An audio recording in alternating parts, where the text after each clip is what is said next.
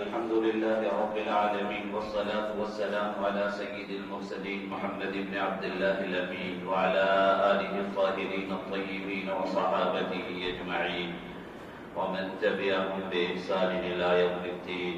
أما بعد فقد قال الله تبارك وتعالى في كلامه المجيد والفرقان الحميد: وأعوذ بالله من الشيطان الرجيم بسم الله الرحمن الرحيم.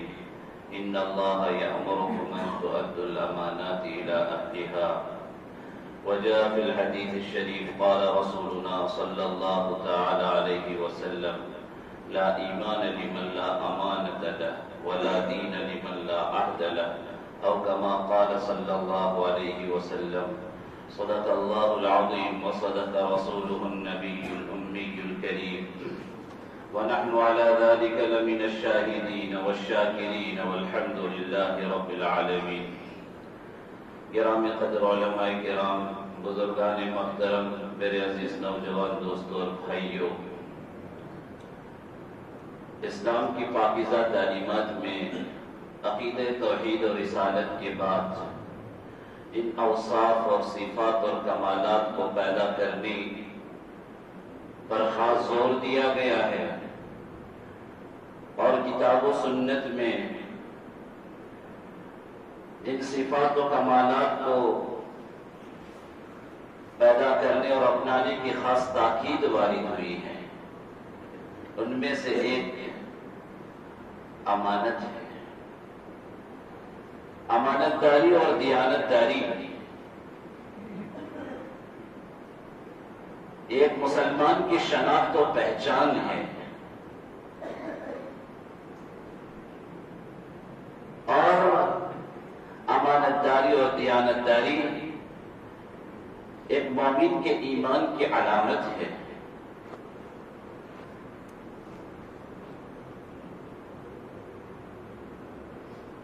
یہی وجہ ہے کہ قرآن مقدس میں جہاں نیکوکار مومنین کا تذکرہ آیا ہے اور ان کے اوصاف اور خصائل کو قرآن نے بیان کیا، تو وہاں اللہ تبارک و تعالی ارشاد فرماتے ہیں: والذین هم لاماناتهم وعهدهم راعون، کہ وہ ایسے نیکوکار مومنین ہیں جو اپنی امانتوں اور عہد و پیمان کی رعایت کرنے والے ہیں۔ وہ امانتوں میں خیانت نہیں کرتے، وعدہ کرتے ہیں تو وعدوں کا ایفا کرتے ہیں، پورا کرتے ہیں۔ حضرت انس رضی اللہ تعالیٰ عنہ روایت کے راوی ہیں کہ تاجدار مدینہ فخر دو جہاں جناب محمد عربی صلی اللہ علیہ وسلم جب اکثر و بیشتر خطبہ ارشاد فرماتے تو آپ اس خطبے میں ضرور فرماتے: لا ایمان لمن لا امانت له ولا دین لمن لا عہد له، کہ اس آدمی کا ایمان ہی نہیں جس کی زندگی میں امانت نہیں ہے۔ گویا امانت ایک مومن کا جزو لا ينفك ہے۔ ایک مومن کے لیے صفت امانت کو پیدا کرنا لابدی اور ضروری ہے۔ اگر اس کی زندگی میں امانت نہیں تو اسے سمجھنا چاہیے کہ اس کا ایمان کامل اور مکمل نہیں ہے، اس لیے کہ تاجدار مدینہ حضرت محمد مصطفیٰ صلی اللہ علیہ وسلم کا فرمان ہے: لا ایمان لمن لا امانت له، جس کی زندگی میں امانت کی خوبی نہیں ہے، جس کی زندگی میں امانت نام کی کوئی چیز نہیں، اسے سمجھنا چاہیے کہ اس کا ایمان ادھورا ہے، ناتمام ہے، ناقص ہے۔ وَلَا دِينَ لِمَنْ لَا عَهْدَ لَهُ، اور جس کی زندگی میں عہد و پیمان کی رعایت نہیں ہے، وعدہ کرتے ہیں لیکن وعدے کو فراموش کر کے وعدہ خلافی کرتے ہیں، تو اللہ کے نبی نے فرمایا دین میں اس کا کوئی حصہ نہیں،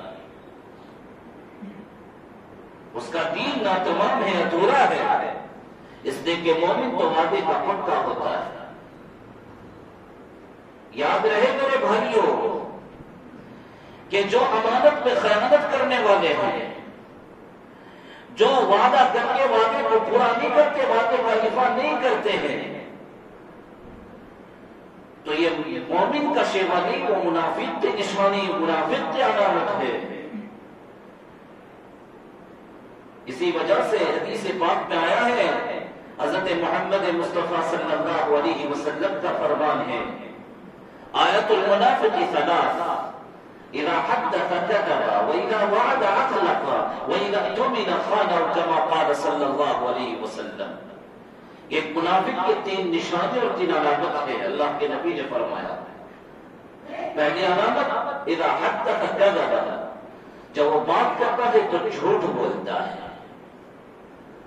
وَإِذَا وَعَدَ أَخْلَفَ، دوسری علامت جب وعدہ کرتا ہے تو وعدہ خلافی کرتا ہے، وعدے کو پورا نہیں کرتا، یہ منافق کی نشانی ہے۔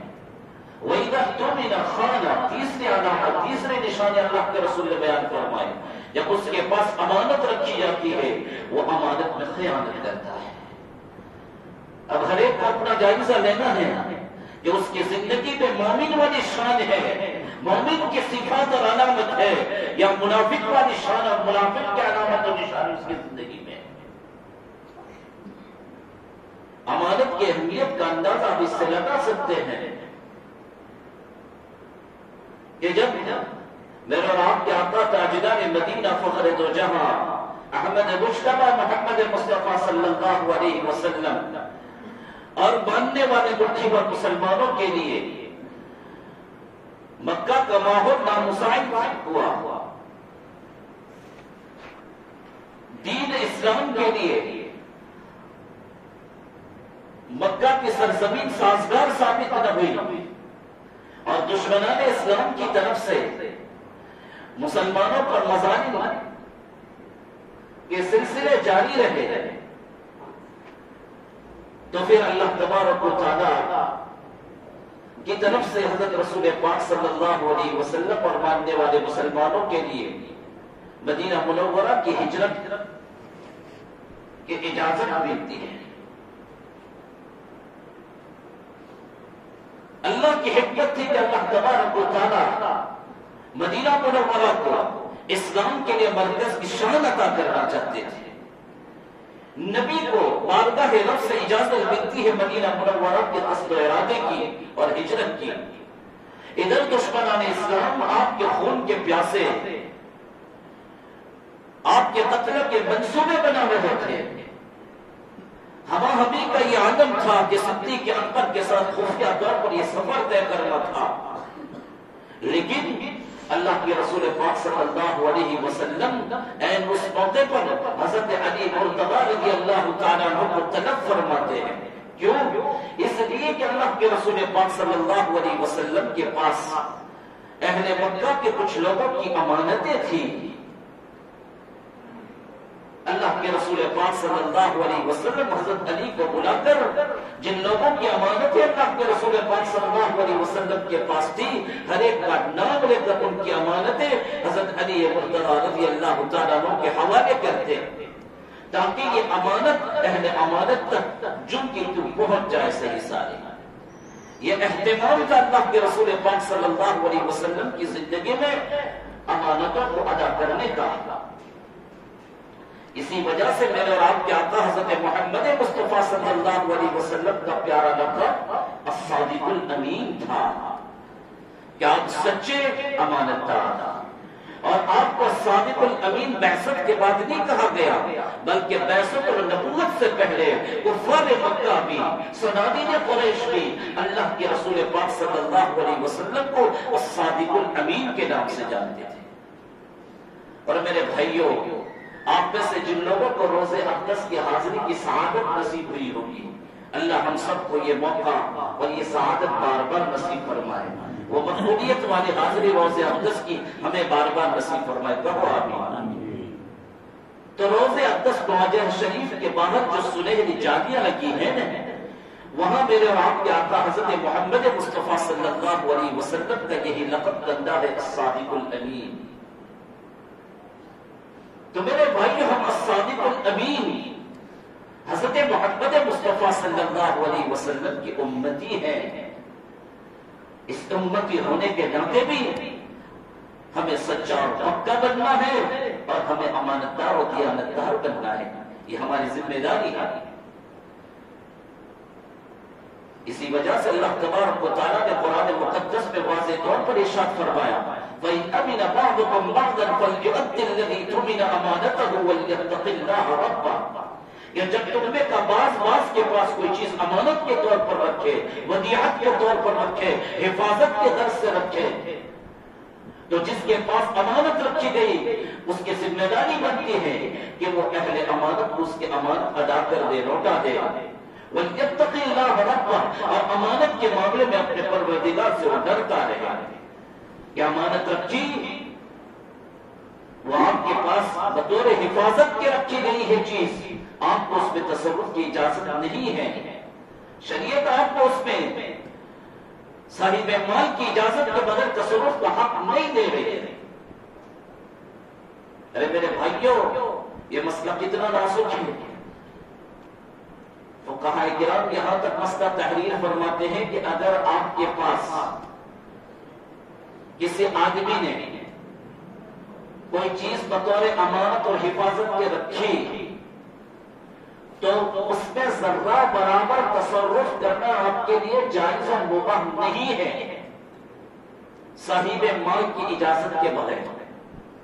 یہاں تک کہ اگر آپ کے پاس کسی نے 1,00,000 روپیہ بطور امانت اور بطور حفاظت کے رکھے، آپ صاحب مال ہیں، آپ کروڑ پتی ہیں، آپ کو امانت گھر چھوڑ کر گئے، مارکیٹ میں نکلے، آپ کو ضرورت پیش آ گئی، سمجھے؟ یا یہ کہ وہاں سمجھو کہ آپ کو کسی نے امانت دی اور آپ کے پاس گھر میں لاکھوں روپے پڑے ہوئے ہیں، آپ کے بینک اکاؤنٹ میں لاکھوں روپے پڑے ہوئے ہیں، لیکن کسی آدمی نے وہ 1,00,000 روپے آپ کو حفاظت کی غرض سے رکھے، وہ آپ کی جیب میں ہے، آپ مارکیٹ نکلے، آپ کو ضرورت پیش آ گئی، آپ کو معلوم ہے کہ میں اب یہ پیسہ یہاں خرچ کر لوں گا، بعد میں گھر جا کر اس میں ملا دوں گا، یا پھر اکاؤنٹ میں ہے بیلنس، میں اس سے نکال کر اس میں جمع کر لوں گا. وہ کہاں فرماتے ہیں اس امانت سے استعمال کرنے کی آپ کو اجازت نہیں ہے.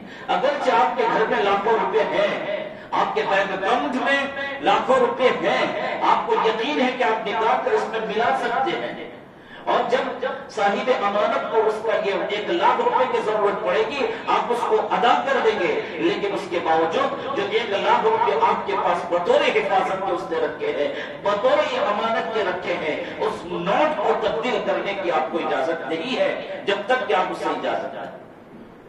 یہاں تک مسئلہ ہے کہ اگر آپ کو زکات ادا کرنے کا کوئی وکیل بنائے، جیسے یوکے میں آپ کے تعلق والے رہتے ہیں، امریکہ میں آپ کے رشتہ دار رہتے ہیں، وہ اپنی سالانہ زکات نکالتے ہیں تو یہاں جو ان کا حساب کتاب رکھنے والے ان کے متعلقین ان پر بھیجتے ہیں، ان کو وکیل بناتے ہیں، یہ غربا مساکین تک اور حاجت مندوں تک آپ ہماری زکات پہنچاتے ہیں، ہے نا؟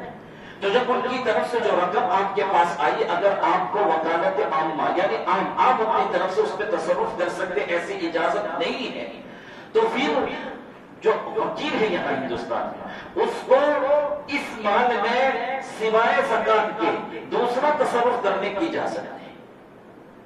اب وہ یہ سمجھے کہ وہ پیسہ اپنی استعمال اپنی ضرورت میں خرچ کر لے، بعد میں اپنے پاس جو دوسرے پیسے سے وہ زکات ادا کر دے، نہیں چلے گا. اگر دوسرے پیسے سے اس نے زکات ادا کی، اس کی زکات صحیح نہیں ہوگی، وہ اس کی طرف سے تبرع سمجھا جائے گا. ہاں اگر آپ سے ایسا ہو گیا ہے تو جس کا پیسہ آپ کے پاس زکات نکالنے کے لیے آیا ہے، آپ ان سے کہہ دیں کہ اس پیسے میں مجھ سے تصرف ہوا ہے، اب میں اپنی طرف سے پیسہ آپ کی طرف سے لگا کر زکات ادا کروں گا، وہ اجازت دے تو بات بنے گی ورنہ نہیں بنے گی. اتنا حساس مسئلہ ہے ہمارا. میرے بھائیوں، اللہ پاک قرآن مقدس میں واضح طور پر ارشاد فرماتے ہیں ان اللہ یأمرکم ان تؤدوا الامانات الی اہلها، بے شک اللہ تبارک و تعالیٰ تمہیں حکم دے رہا ہے کہ تم اہل امانت تک ان کی امانت پہنچا دو.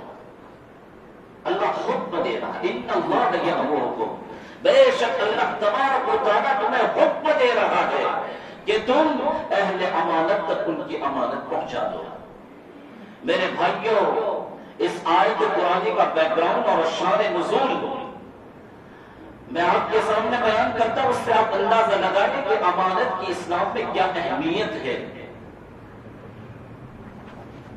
بہرحال آپ کے آقا تاجدار مدینہ حضرت محمد مصطفیٰ صلی اللہ علیہ وسلم کے لیے جب مکہ کی زمین اسلام کی دعوت کے لیے سازگار ثابت نہ ہو سکی، حالات ناموافق رہے، اللہ تبارک و تعالیٰ کی طرف سے آپ کو مدینہ منورہ کی طرف کوچ کرنے کی اجازت مل جاتی ہے۔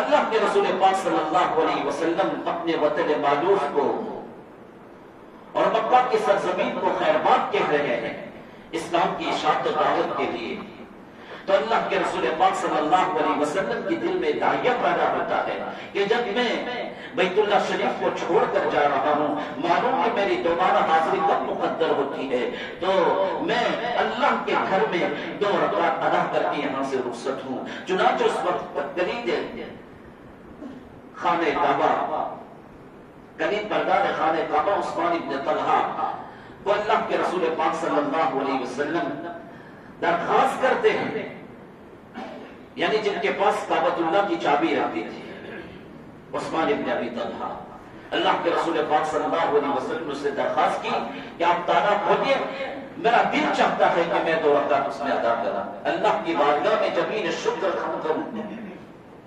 عثمان ابن ابی طلحہ اللہ کے رسول پاک صلی اللہ علیہ وسلم کی اس فرمائش پر توجہ نہیں دے رہا، انکار کر دیا اس نے چابی دینے سے، وہ دشمن اسلام تھا۔ اللہ کے رسول پاک صلی اللہ علیہ وسلم کو اس کے اس انکار پر بہت تکلیف ہوئی، اس لیے کہ اللہ کے رسول صلی اللہ علیہ وسلم کی چاہت کی خواہش تھی کہ بیت اللہ کو خیرباد کہتے ہوئے یہاں سے رخصت ہوتے ہوئے کم از کم 2 رکعت صلاۃ بیت اللہ میں ادا کرنے کی سعادت نصیب ہو جائے۔ بہرحال عثمان ابن ابی طلحہ اللہ کے رسول پاک صلی اللہ علیہ وسلم کی اس فرمائش کو ٹھکراتا ہے۔ اللہ کے رسول کو تکلیف ہوتی ہے، اللہ کے نبی خاص عادت اور خاص شان کے ساتھ فرماتے ہیں، یاد رکھنا عثمان ایک وقت آئے گا کہ کعبۃ اللہ کی پونجی میرے ہاتھ میں ہوگی اور مجھے اس میں تصرف کا حق ہوگا، میں جسے چاہے اسے یہ چابی دے سکتا ہوں۔ اس کے بعد اللہ کے رسول پاک صلی اللہ علیہ وسلم مدینہ منورہ تشریف لے جاتے، ہجرت کا پورا سفر ہوتا ہے اور ایک مدت مدینہ منورہ میں گزرتی ہے اور اللہ تبارک و تعالیٰ فتوحات کا سلسلہ شروع کرتا ہے، جو لوگ اسلام میں داخل ہوتے ہیں، ایک وقت آتا ہے کہ اللہ تبارک و تعالیٰ بڑی عزتوں کے ساتھ، بڑی شان کے ساتھ اللہ کے رسول پاک صلی اللہ علیہ وسلم کو مکہ پر فتح عطا کرتا ہے۔ اللہ کا حبیب، اللہ کا یہ چہیتا اور لاڈلا اور پیارا نبی اپنے جانثار صحابہ کے ساتھ مکہ کی سرزمین میں فاتحانہ داخلہ فرماتے ہیں۔ اللہ کے رسول پاک صلی اللہ علیہ وسلم کی تواضع کا عالم یہ تھا کہ سینہ مبارک یہ اونٹ کی کوہن کے ساتھ لگ رہا تھا، سب کے لیے معافی کا اعلان ہو رہا ہے، لیکن اللہ کے رسول پاک صلی اللہ علیہ وسلم جب مکہ المکرمہ میں فاتحانہ داخلہ فرماتے ہیں تو سب سے پہلے اللہ کی بارگاہ میں جبین شکر خم کرتے ہیں، اور اس کے لیے عثمان ابن ابی طلحہ وہاں موجود ہے، دشمنان اسلام کی قطار لگی ہوئی ہے اور انہیں اندیشہ ہے، خطرہ ہے کہ معلوم نہیں آج ہمارے ساتھ کیا سلوک اور برتاؤ ہوگا۔ ہر ایک کو اس نے جو زیادتیاں کی تھی اسلام اور اہل اسلام کے خلاف، وہ زیادتیاں یاد آ رہی ہے۔ اللہ کے نبی نے حضرت علی رضی اللہ تعالیٰ عنہ کو اشارہ کیا کہ عثمان سے چابی لو۔ حضرت علی رضی اللہ تعالیٰ عنہ عثمان ابن ابی طلحہ کی طرف جھپٹتے ہیں، اس کے ہاتھ سے کعبۃ اللہ کی چابی چھین لیتے ہیں حضرت علی رضی اللہ۔ اس کے بعد حضرت علی رضی اللہ تعالیٰ عنہ کعبۃ اللہ کا تالا کھولتے ہیں، اللہ کے رسول پاک صلی اللہ علیہ وسلم کعبۃ اللہ میں داخل ہوتے ہیں، 2 رکعت صلاۃ الشکر ادا کرتے ہیں، اللہ تبارک و تعالیٰ کی بارگاہ میں جبین شکر خم کرتے ہیں، پھر دعا گزارتے ہیں۔ اس کے بعد یا اللہ کے حبیب جب کعبۃ اللہ سے باہر نکلتے ہیں، اب دروازے تک پہنچتے ہیں کعبۃ اللہ کے، کہ اللہ تبارک و تعالیٰ کی طرف سے آیت کا نزول ہوتا ہے، ان اللہ یأمرکم ان تؤدوا الامانات الی اہلہا، کہ اللہ تمہیں حکم دے رہا ہے کہ امانت اہل امانت تک پہنچا دی جائے۔ ایک طرف حضرت عباس رضی اللہ تعالیٰ عنہ حضرت رسول پاک صلی اللہ علیہ وسلم کے چچا موجود ہے، وہ اللہ کے رسول سے درخواست کر رہے ہیں کہ کعبۃ اللہ کی چابی انہیں عنایت ہو، یہ شرط انہیں حاصل ہو، اب آئندہ کرم بردار کعبہ وہ بنے۔ ادھر حضرت علی رضی اللہ تعالیٰ عنہ کی چاہت اور فرمایت تھی کہ بیت اللہ کعبۃ اللہ کی چابی انہیں عنایت ہو، اور ادھر بارگاہ رب سے آیت کا نزول ہوتا ہے ان اللہ یأمرکم ان تؤدوا الامانات الی اہلھا، کہ اللہ تمہیں حکم دے رہا ہے امانت اہل امانت تک پہنچا دو۔ میرے بھائیوں، اللہ کا یہ نبی یہ اللہ کا حبیب بھی ہے، اللہ کا چہیتا نبی ہے، وہ سید الاولین والآخرین ہے، سید الانبیاء والمرسلین ہے۔ اللہ کے رسول پاک صلی اللہ علیہ وسلم سے زیادہ اس کعبۃ اللہ کی چابی کو رکھنے کا حقدار کون ہو سکتا ہے؟ یا آپ کے علاوہ آپ کے خاندان سے زیادہ اس کی اہلیت کون رکھ سکتا ہے؟ ایک طرف عثمان بن ابی طلحہ جو ابھی جنگ اسلام میں داخل نہیں ہوئے، جو ابھی کلمہ کو مسلمان نہیں تھے، لیکن اللہ تبارک و تعالیٰ کی طرف سے آرڈر آ رہا ہے، اللہ تمہیں حکم دے رہا ہے امانت اہل امانت کو لوٹا دی جائے۔ اللہ کا یہ نبی عثمان بن ابی طلحہ کو بلاتا ہے، اور اللہ کے نبی پاک صلی اللہ علیہ وسلم اپنے ہاتھ سے عثمان بن ابی طلحہ کے ہاتھوں میں بیت اللہ کی چابی رکھتے ہیں، اور اللہ کے نبی فرماتے ہیں، کیا فرماتے ہیں؟ خذوها بأمانة الله خالدة خالدة لا يلزمها منكم الا صالما، او كما قال صلی اللہ علیہ وسلم۔ عثمان بن ابی طلحہ کے ہتھیلی میں اللہ کا حبیب بیت اللہ کی چابی رکھتا ہے اور کہتا ہے اللہ کی اس امانت کو سویکار کر لو ہمیشہ کے لیے، ہمیشہ یہ چابی اب تمہارے پاس، تمہاری اولاد تمہاری نسلوں میں رہے گی، جس کو آپ شیبی خاندان کہا جاتا ہے۔ آج بھی بیت اللہ کی چابی اسی شیبی خاندان میں ہے، اور اللہ کے نبی نے کہہ دیا خذوها بامانت اللہ خالدۃ خالدۃ، ہمیشہ کے لیے اللہ کی اس امانت کو اپنے پاس سویکار کر لو۔ لا يلزمها منكم الا صالم، تجھ سے اللہ کی امانت نہیں چھینے گا مگر اس امت کا ظالم، جو چھینے گا وہ امت کا ظالم ہوگا۔ اندازہ لگائیے میرے بھائیوں، اسلام میں اور اللہ کے نزدیک اور اس کے حبیب کے نزدیک امانت کی کیا اہمیت ہے۔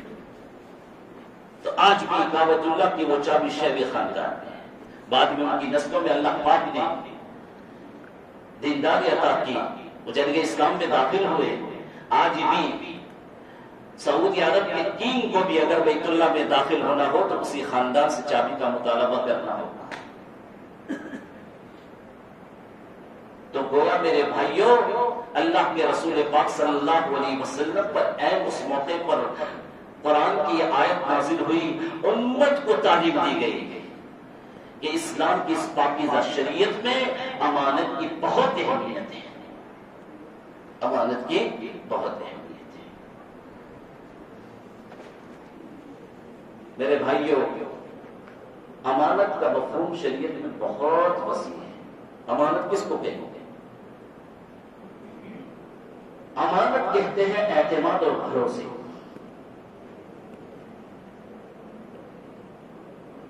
ایک آدمی نے کسی آدمی پر کسی معاملے میں جو اعتماد اور بھروسہ کیا، اسی اعتماد اور بھروسے کا نام ہے امانت۔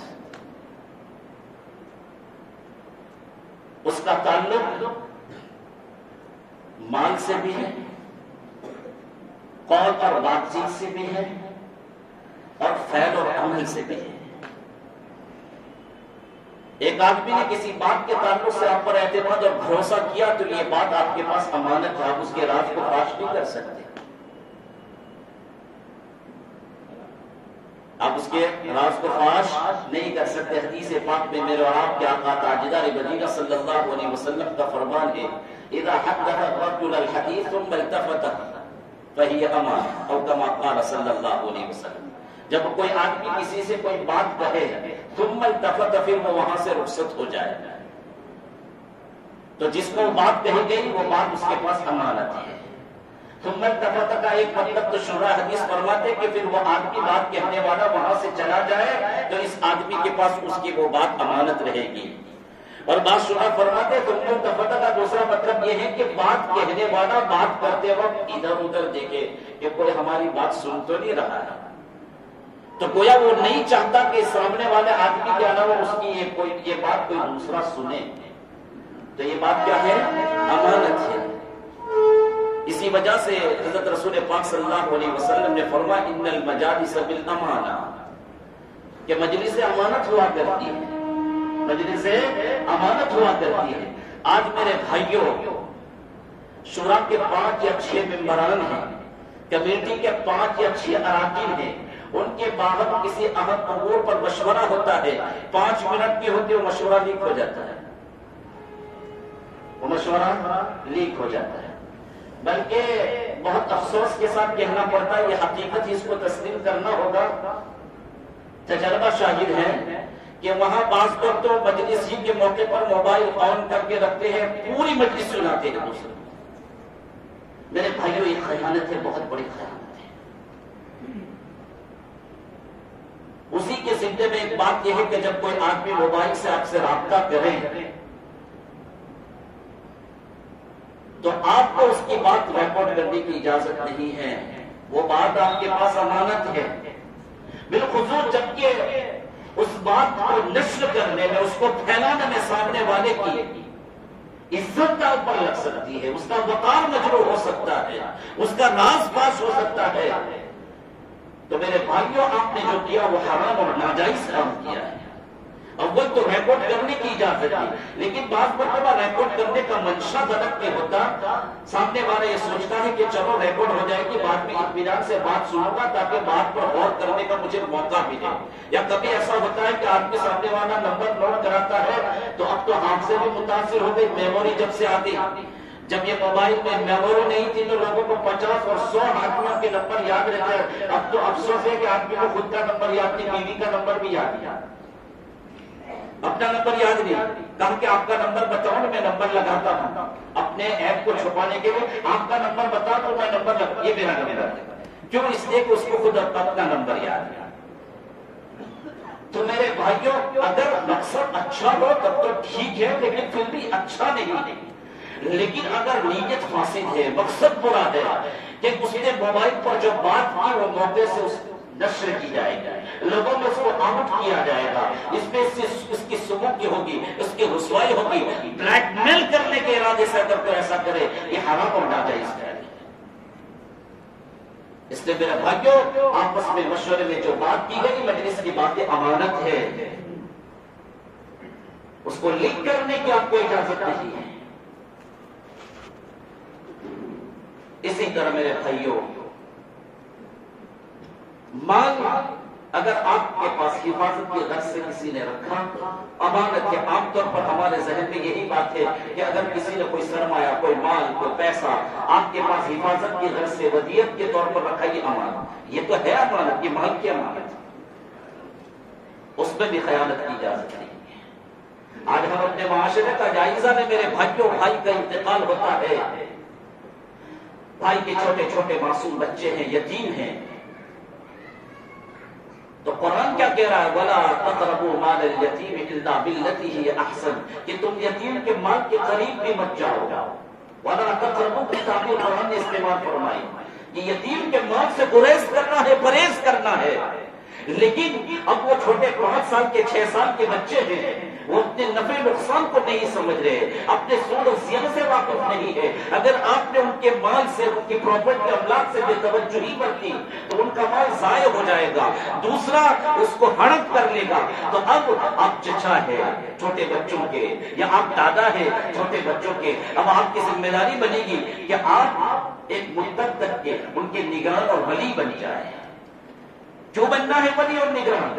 تاکہ ان کے املاک اور پراپرٹی کی حفاظت ہو جائے. اسی کو قرآن کہہ رہا ہے وَلَا تَقْرَبُوا مَالَ الْيَتِيمِ إِلَّا بِالَّتِي هِيَ أَحْسَنُ، کہ یتیم کے مال کے قریب مت جاؤ، لیکن ضرورت ہے ان کی پراپرٹی، ان کے اموال، ان کے جائیداد کی حفاظت کی. تو جب آپ کو قریب ہونا ہوگا تو خود اچھے طریقے سے آپ قریب ہو، اچھی نیتوں کے ساتھ آپ ان کے مال سے قریب ہو، آپ ان کے مال کی حفاظت کریں، ان کی نگرانی کریں. اللہ باللتی ہی حتی یبلغ اشدہ، قرآن نے اس کی میعاد مقرر کر دی کہ آپ ان کے ولی رہیں گے، ان کے نگران رہیں گے، ان کے مال کے محافظ رہیں گے. کب تک؟ حتی یبلغ اشدہ، یہاں تک کہ وہ سن بلوغ کو پہنچ پہنچ جائے، جب ان میں شعور بیدار ہو جائے، نفع نقصان سمجھنے کی صلاحیت ان میں پیدا ہو جائے، تو بس اب وہ پراپرٹی، وہ املاک، وہ جائیداد ان کے حوالے کر دیں۔ لیکن میرے بھائیوں، آج معاشرے میں بگاڑ اور فساد اتنا عام ہوا ہے کہ اس کے بعد دھیرے دھیرے ان کی نیتوں میں فساد آتا ہے اور وہ سارے ڈاکیومنٹس اور کاغذات اپنے نام کر لیتے ہیں، یہاں تک کہ ان یتیم بچوں کو محروم کر دیتے ہیں۔ وہ سن بلوغ تک پہنچتے ہیں، ان کے پاس کچھ نہیں ہوتا، حالانکہ ان کا باپ مرتے وقت بہت سارا ترکہ چھوڑ کر مرا ہے، لیکن یہ چچا اس کی نیت جب بگڑتی ہے وہ اپنے بچوں کے نام ساری پراپرٹی کرتا ہے اور یتیموں کو محروم چھوڑتا ہے۔ قرآن میں اللہ پاک فرماتے ہیں وَلَا تَأْكُلُوا أَمْوَالَ الْيَتَامَىٰ ظُلْمًا إِنَّمَا يَأْكُلُونَ فِي بُطُونِهِمْ نَارًا، کہ تم یتیموں کے مال کو ظلم و تعدی کے ساتھ مت کھاؤ۔ جو لوگ ایسا کر رہے ہیں إِنَّمَا يَأْكُلُونَ فِي بُطُونِهِمْ نَارًا، وہ اپنے پیٹوں میں آگ کے انگارے کھا رہے ہیں۔ یہ دنیا کی چند روزہ زندگی ہے میرے بھائیوں، اس کی شادابی اور حیاتیاتی کے لیے آپ اپنے آخرت کی لامحدود زندگی کو برباد نہ کریں۔ یتیموں کے مال پر ہاتھ نہ ڈالیں، اس پر نال نہ ٹپکائیں، بلکہ یتیموں کے ساتھ تو معانست کی ضرورت ہے، ہمدردی کی ضرورت ہے، خیر خواہی کی ضرورت ہے۔ اسی وجہ سے میرے اور آپ کے آقا حضرت محمد مصطفیٰ صلی اللہ علیہ وسلم نے فرمایا تھا کہ ایک وقت آئے گا کہ امانت منقطع ہو جائے گی، امانت دنیا سے رخصت ہو جائے گی، امانت ناپید ہو جائے گی، پورے علاقے اور بستی میں خال خال لوگ ہوں گے جن میں امانت کا یہ بس ہوگا۔ آج میرے بھائیوں، ہم اپنی بستی کا جائزہ لیں، ہم اپنے علاقوں کا جائزہ لیں، کہاں ہے امانت؟ مسجدوں کے املاک پر اور مدرسوں کی پراپرٹی پر ناجائز قبضہ جمانے والے کون ہیں؟ غیر نہیں ہے، کفار نہیں ہے، اپنے ہیں میرے بھائیوں، جو بظاہر مصلی نظر آتے ہیں، آپ کو صفحے اولا کے پابند ہوں گے، روزوں کا اہتمام کرنے والے ہیں، لیکن میرے بھائی مال کی ایسی چاٹ لگی ہے اور دنیا کی ایسی ہوس ہے کہ انہوں نے اوقاف کی جائیداد پر تعدی اور زیادتی کی ہے اور اپنا ناجائز قبضہ جمایا ہے۔ اور وہ ایسی بستی کے واقعات ہیں میرے بھائیوں جو بستی دیندار سمجھی جاتی ہے، جہاں جماعتوں کی آمد و رفع ہے، جہاں بہترین مکاتب کا نظام ہے، جہاں اچھے بڑے جامعات اور دارالعلوم قائم ہیں، میں ان بستیوں کا حال آپ کو بیان کر رہا ہوں۔ سرکار دو جہاں صلی اللہ علیہ وسلم نے فرمایا تھا لو کنتم تعلمون ما علموا لضحكتم قليلا ولبكيتم كثيرا يظهر النفاق وترفع الامانه وتقبض الرحمه ويتهم الامين ويؤتمن غير الامين او كما قال صلى الله عليه وسلم۔ تاجدار مدینہ فخر دو جہاں جناب محمد مصطفیٰ صلی اللہ علیہ وسلم کا پاکیزہ فرمان ہے، ایک وقت آئے گا اللہ کے نبی فرماتے کہ میں دیکھ رہا ہوں وہ جان رہا ہوں، اور جو کچھ میں جان رہا ہوں اگر اس کو میں بیان کر دوں تو تم بہت کم ہنسو گے اور بہت زیادہ رو گے۔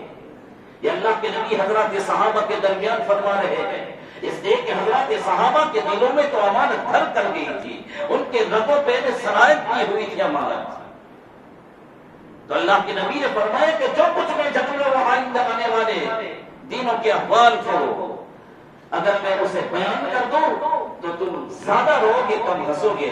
اس کے بعد اللہ کے نبی نے فرمایا کہ وقت آئے گا یظہر النفاق، نفاق ظاہر ہوگا، نفاق عام ہو جائے گا۔ آج میرے بھائیوں نفاق کا کیا عالم ہم جانتے ہیں، مجھے نفاق کی ابھی وضاحت کی وقت اجازت نہیں دے رہا۔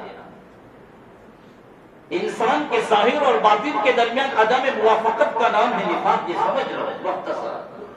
ایک آدمی دل سے آپ سے بغض رکھتا ہے، کینہ رکھتا ہے، عداوت رکھتا ہے، لیکن آپ کے سامنے اظہار کرے گا اپنی محبتوں کا، اپنی ہمدردی کا، اپنے بے پناہ تعلق کا، اور آپ اسے اپنا سمجھ کر سارے راز اس کے سامنے اگلتے ہیں اور پھر وہ آپ کے راز کو فاش کرنے والا ہوتا ہے۔ یہ اللہ کے نبی فرمایا یظہر النفاق، نفاق ظاہر ہوگا۔ یہاں تک کہ باپ کو بیٹے پر اعتماد باقی نہیں رہے گا اور بیٹا اپنے باپ پر اعتماد نہیں کرے گا۔ اس کے بعد اللہ کے نبی نے فرمایا وہ ترفع الامانہ، امانت کو اٹھا لیا جائے گا۔ آج میرے بھائیوں یہی دور ہے، امانت خان لوگوں میں باقی بچی نہیں۔ اللہ پاک میری اور آپ کی حفاظت فرمائے، ہمیں امانت دار دیانتدار بنائے۔ اور آگے فرمایا وہ تقبض الرحمہ، اور رحمت کو قبض کر لیا جائے گا، رحمت بھی اٹھا لی جائے گی۔ چنانچہ باپ اپنے بیٹا پر جیسے شفقت کرنے والا ہونا چاہیے ایسا شفیق اور مہربان نہیں ہوگا۔ بڑا اپنے چھوٹے کے ساتھ رحم و کرم کا معاملہ نہیں کرے گا، حاکم اپنے محکوم کے ساتھ رحم و کرم کا معاملہ نہیں کرے گا، عدل و انصاف کا معاملہ نہیں کرے گا۔ ڈاکٹر وہ طبیب آنے والے پیشنٹ کے ساتھ ناروا سلوک کرے گا، بدتمیزیاں کرے گا، وہ خود چھری لے کر اس کو ذبح کرنے کے لیے بیٹھے گا، اس لیے کہ اس کے دل سے رحمت کو اٹھا لیا ہے۔ حالانکہ مریض تو قابل رحم ہوتا ہے، بیمار تو قابل شفقت ہوتا ہے، اگر اس کے پاس پیسے نہیں آپریشن کے تو اس کے طبیب کا عالم یہ ہونا، طبیب کی طبیعت کا تقاضا یہ ہے کہ وہ اس کے ساتھ ہمدردی کرے گے، کوئی حرج نہیں، میں آپ کا علاج بہت ریزنیبل داموں میں کروں گا۔ اور بعض مرتبہ تو میرے بھائیوں آپریشن کی ضرورت نہیں ہے، لیکن چونکہ ان کا ایک ٹارگٹ ہے کہ ہر مہینے اسے اتنا بیلنس کرنا ہے تو بنا مشورہ دیتا ہے کہ آپ کو آپریشن کرانا پڑے گا، آپریشن ناگزیر ہے، آپ کی 4 رگیں بلاک ہو چکی ہے، اگر ایک ہفتے میں آپ نے ڈیسیزن لی ہے تو آپ اوپر پہنچ جائیں گے۔ اب مرتا کیا نہیں کرتا، اس کی حیثیت پوزیشن نہیں ہے، لوگوں کے سامنے دست سوال دراز کرتا ہے، بھیک مانگ کر آپریشن کرتا ہے۔ رحمت کو اٹھا لیا جائے گا۔ بہت کم لوگ ایسے ہوں گے جو لوگوں پر ہمدردی کرنے والے ہوں گے، غمخواری کرنے والے ہوں گے۔ اور آگے فرماتے اللہ کے نبی وَيُتَّهَمُ الْأَمِينِ، اور معاشرے میں جو امانت دار ہوگا اس کو بلیک میل کیا جائے گا، اسے متہم کیا جائے گا، اس کے وقار کو مجروح کیا جائے گا۔ کیوں؟ اس لیے کہ آوا کا آوا خراب ہے، پوری فضا مقدر ہو چکی ہے، خیانت کا دور دورہ ہے، تو امانت دار پسند نہیں آئیں گے۔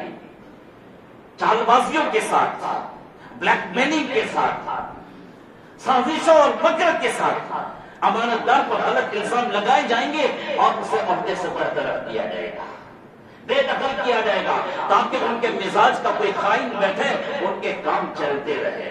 اور آگے اللہ کے نبی نے فرمایا وَيُؤْتَمَنُ غَيْرُ الْأَمِينَ، اور غیر امین پر، غیر امانت دار پر اعتماد اور وشواس کیا جائے گا، بھروسہ کیا جائے گا، اور اسے بڑے بڑے منصبوں پر براجمان کیا جائے گا اپنے مقصد حل کرنے کے لیے۔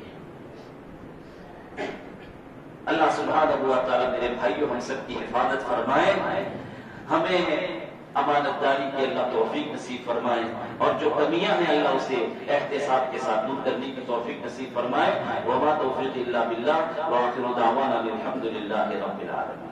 اگر ہمارے ویڈیوز آپ کو پسند آ رہے ہوں تو لائک، کمنٹ اور شیئر کریں، اور مزید نئی ویڈیوز کے لیے ہمارے چینل دعوت میڈیا کو سبسکرائب کریں اور بیل آئیکن پر کلک کریں۔